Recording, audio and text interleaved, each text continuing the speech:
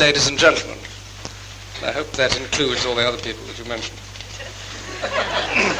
As patron of the college, I give myself a very hearty welcome. So when I first heard about your invitation, I was naturally very flattered and grateful. And for a short while I held the wildly improbable notion that I would get a meal at the Guildhall without having to make a speech for it. I'd like to say how very delighted I am to be here this evening. I can say that in all consciousness because I didn't know I was going to be given a check for $5,000 for turning up.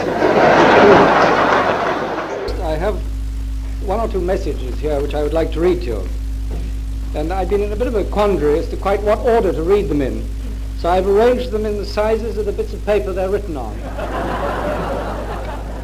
So there's no significance at all. The trouble is that I have to get back for the Queen's birthday parade on Saturday.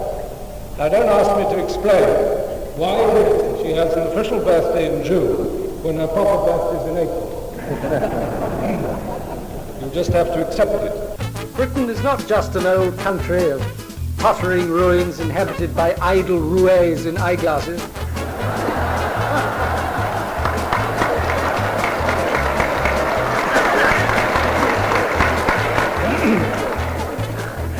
Where yokels quaff ale by the tankard outside rickety pubs, and where all the soldiers are dressed in scarlet tunics and bearskin caps and spend their time marching up and down for the benefit of visitors from abroad.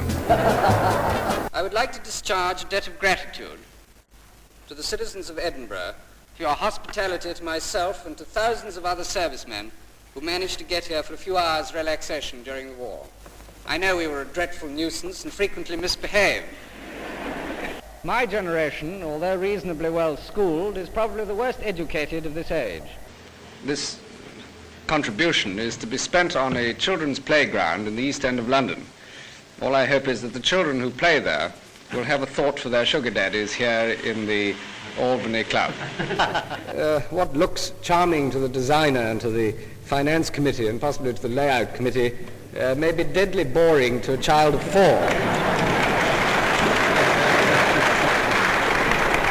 It's all very well to praise the cow, but don't forget the milkmaid. She delivers the goods. We seem to have got into the habit nowadays of thinking that all our troubles are going to be solved by machinery of this sort. That if you have a lot of science in some strange way, it's going to solve everything. In fact, of course, that nothing could be further from the truth. That ultimately some poor, well, I won't call him a clock, but some poor chap, of which there are a great many here, has actually got to...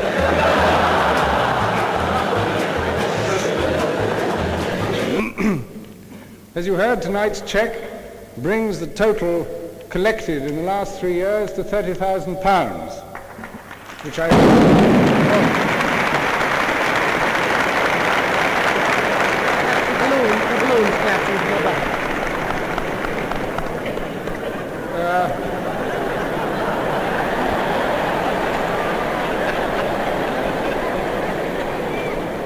I think that must have been almost as surprised as you are at the sum. And we want yes men as well as no men, and we want people who can encourage and people who can see further than the end of their noses and further than the end of the minister's supplied vote and everything like that. Because that's another thing, is that we're all in this together. I noticed the minister looking rather smug when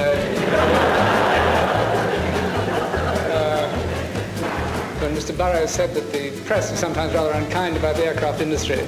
He's part of that industry really well. You can't help it. If he chooses wrong, it's not the aircraft industry's fault. However, I think that's enough. That's enough of that. Enough of that.